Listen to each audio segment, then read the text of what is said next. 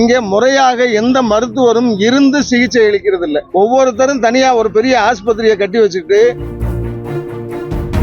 அந்த மருத்துவர்களும் செவிலியர்களும் உடனடியாக சஸ்பெண்ட் செய்யப்படணும்.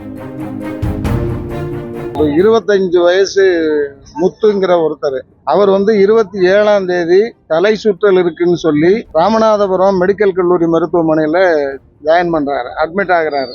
அதுல இருந்து 1ஆம் தேதி வரைக்கும் முறையான வைத்தியம்ங்கிறது இல்லை. ஆனா 1ஆம் தேதி அவருக்கு தலை சுற்றலோட சேர்ந்து வாந்தியும் வர ஆரம்பிக்குது. வந்த உடனேயே அங்க இருக்கிற நர்ஸு கிட்ட அவரோட மனைவி ரொம்ப பதட்டத்தோட இந்த மாதிரி வாந்தியும் எடுக்கிறாரு, அதனால உடனடியா டாக்டரை வர சொல்லுங்கன்னு சொன்னா, சொல்லிட்டேன் வர்றாருன்னு கிட்டத்தட்ட 7 மணி நேரம் அவங்க சொல்லிக்கிட்டே இருக்கிறாங்க, டாக்டர் வரல. அதுக்கு பிறகு தலை சுத்தி விழுந்தவர் அப்படியே இறந்து போயிட்டாரு. இது 1ஆம் தேதி நடந்திருக்குங்க. நாங்க என்ன சொல்றோம்னு சொன்னா, ஒரு மருத்துவமனையில டாக்டர் டியூட்டி நேரத்துல இல்லாம எங்க போறாரு? இது முதல் மரணம் இல்லை.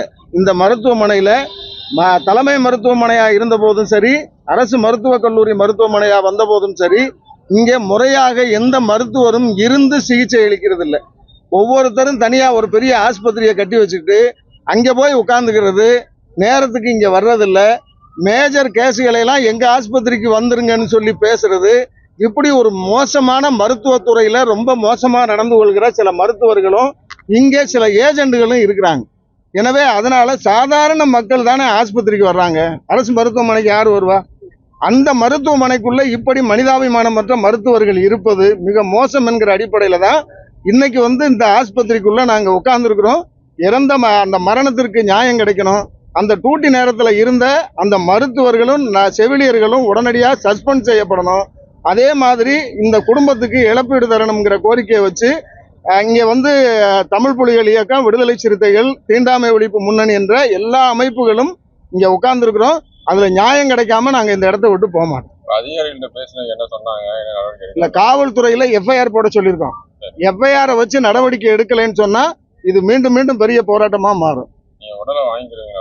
இல்ல, நீங்க எஃப்ஐஆர் போட்டு வரட்டும், அப்புறம் நாங்க பாடி வாங்கிக்கிறது சம்பந்தமா அப்புறம் நாங்க பேசுறோம். எனவே நியாயமா காவல்துறை நடந்துக்கிறோம்னு நினைக்கிறோம் நாங்க.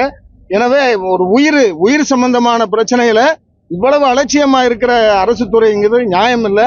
எனவே உரிய நடவடிக்கை வேணும். அது வரைக்கும் நாங்க களைய மாட்டோம். என் பேர் கலையரசன், தமிழ்நாடு தீண்டாமை ஒழிப்பு முன்னணி மாவட்ட செயலாளர். பிளே ஸ்டோர் மற்றும் ஆப் ஸ்டோரில் இருந்து பாலிமர் செயலியை QR கோடு மூலம் பதிவிறக்கம் செய்யுங்கள். செய்திகளை உடனுக்குடன் பெறுங்கள்.